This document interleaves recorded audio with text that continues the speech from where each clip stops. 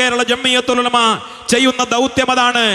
നരകത്തിലേക്ക് പോകുന്ന ആളുകൾ ആരൊക്കെയാണ്? ഈ ഉമ്മത്തിൽ ഫിർഖത്തുണ്ടാക്കി, ചിന്ന ഭിന്നതയുണ്ടാക്കി, അള്ളാന്റെ റസൂല് ബിദ്അത്താണ് എന്ന് പ്രഖ്യാപിച്ച് നരകത്തിലേക്കുള്ള കക്ഷികൾ എന്ന് പറഞ്ഞത് ഈ ഉമ്മത്തിനെ ബോധ്യപ്പെടുത്തി കൊടുക്കുക. ഏതാണ് സിറാത്തുൽ മുസ്തഖീം എന്ന നേരായ വഴി?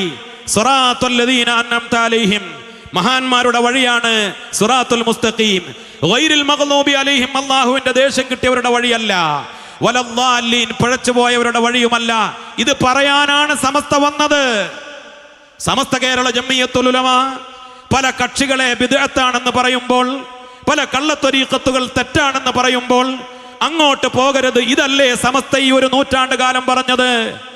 നിങ്ങൾ അനൈക്യമുണ്ടാക്കരുത് സമസ്തക്കാരെ എന്ന് തലയണ മന്ത്രം നടത്താൻ വരുന്നവരോട്, നിങ്ങളിവിടെ ഭിന്നതയുണ്ടാക്കരുത് സമസ്തക്കാരെ എന്ന് വേദാന്തമോദാൻ വരുന്നവരോട് സ്നേഹത്തോടുകൂടെ പറയട്ടെ, ഈ പുതിയ കാലഘട്ടത്തിൽ ഉമ്മത്തിയത്ത് വാദവുമായി നമ്മളിങ്ങനെ ഒറ്റക്കെട്ടായി നിൽക്കേണ്ട കാലമാണ്.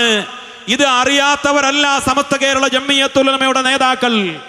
നമ്മുടെ പ്രതിസന്ധികൾക്കൊക്കെ ബഹുമാനപ്പെട്ട സമസ്തക്കറിയാം. സമസ്ത എന്ന് പറയുന്ന പ്രസ്ഥാനം ദീർഘദൃഷ്ടിയുള്ള നേതാക്കളാണ് ഈ മഹത്തായ പ്രസ്ഥാനത്തിന് നേതൃത്വം നൽകുന്നത്. സമസ്ത കേരള ജംഇയ്യത്തുൽ ഉലമയുടെ മുശാവറ മഹാന്മാരായ പണ്ഡിതന്മാരാണ്. ഈ മഹാസമ്മേളന നഗരിയിലേക്ക് ജാഥയുടെ ഡയറക്ടർ, ബഹുമാനപ്പെട്ട സമസ്തയുടെ സെക്രട്ടറി, ബഹുമാനപ്പെട്ട ഉസ്താദ് ഉമർ ഫൈലി മുക്കം, ബഹുമാനപ്പെട്ട ശൈഖുന വാക്കോട് ഉസ്താദ്, ജംഇയ്യത്തുൽ മുഅല്ലിമീന്റെ അജയ്യനായ പ്രസിഡന്റ്, നമ്മുടെ ഉപനായകന്മാർ ഈ രാജകീയമായ സ്വീകരണ സമ്മേളനത്തെ ഏറ്റുവാങ്ങുന്നതിന് വേണ്ടി നമ്മുടെ നഗരിയിലേക്ക് കടന്നു വരികയാണ്. അല്ലാഹു റബ്ബുൽ ഇസ്സത്ത് ദീർഘായുസ് നൽകി അനുഗ്രഹിക്കട്ടെ. അനാരോഗ്യങ്ങൾ വകവെക്കാതെ ഉറച്ച നിലപാടിന്റെ ശബ്ദവുമായി ഈ ഉമ്മത്തിന് ദിശാബോധം നൽകാനാണ് നമ്മുടെ നേതാക്കൾ ഈ വേദിയെ ധന്യമാക്കി ഇങ്ങോട്ട് കടന്നു വന്നിട്ടുള്ളത്. അല്ലാഹു റബ്ബുൽ ഇസ്സത്ത് നമുക്ക് ഖൈർ പ്രദാനം ചെയ്യട്ടെ. ഞാൻ പറഞ്ഞു വന്നത് വളരെ ഗൗരവത്തോടുകൂടെ മനസ്സിലാക്കണം.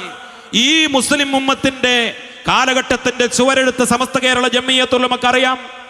എന്താണ് ഞങ്ങളെ പറഞ്ഞ് ഭയപ്പെടുത്തുന്നത്? നിങ്ങൾ എന്ത് പറഞ്ഞാണ് വരട്ടാൻ ശ്രമിക്കുന്നത്? ഒരു ഭാഗത്ത് ഏക സിവിൽ കോഡ്, മറ്റൊരു ഭാഗത്ത് പൗരത്വ ബില്ല്, ഇവിടെ വഖഫ് ബില്ല്, ഇവിടെ SIR.